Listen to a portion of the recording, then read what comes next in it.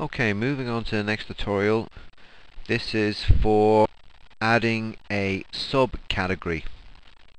Now, the theme of this whole exercise is just for cars. So what I've done is I've added in Alpha, Audi, Bedford and BMW. Now you can let this stretch. Every time you put in a new category, this box gets bigger. So you can put in all your categories first, and then you can put in your subcategories, and then you can add your products, or you can do one at a time depending on which way you want to work it out. So what I'm going to do is I'm going to add in a subcategory to Audi. Okay, so I'm going to call it A4, Audi A4. Just say for instance I'm going to add an image and a bit of text, and you will notice then this button then will change from this icon to a plus icon.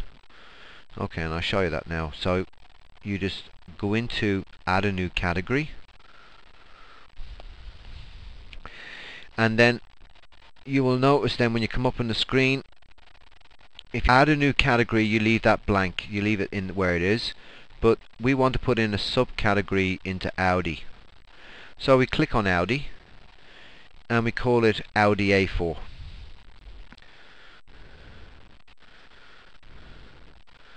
Now I'm not going to do any of the SEO work, but that can be done here.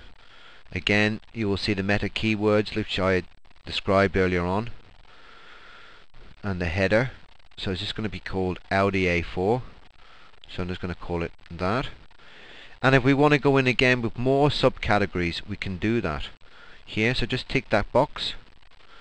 I'm not going to bother with an image. I'm not going to bother with anything like that. I'm going to save the changes.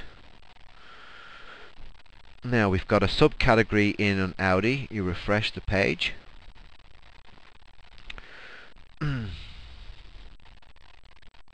Now you will notice that has changed now from an Audi, the different icon. Now I click on that, I've got an Audi A4. And again we can put in a subcategory in here, and it can be Audi A4 red, Audi A4 blue, and so forth and so forth. And basically that's about the height of it, and I'll show you this here now. If I go into Google, I will show you how my websites do. So, and this is how good my website is, because I type in Qtell, I don't have to type in all the words, and this is the same all over the world. So I just type in Qtellwholesale, and there she is there. 2090 results for it. Click on it and see the way how it looks in Google, and this is how your SEO will look. Now you will notice my categories coming up here on the left, and there we have it there. So I can go into different categories and different things all the time, and people can search them. See the way I've done different categories in here, and that's the way it's done there. And every time someone opens them, the box expands out, and same for each one, all different categories. And that's how you put in your categories, and you can put it in as many as you want, and you can have them on the left or the right, it doesn't matter. So once you have that done, it's successful, this is what you'll be left with. Okay, new product category has been successfully created.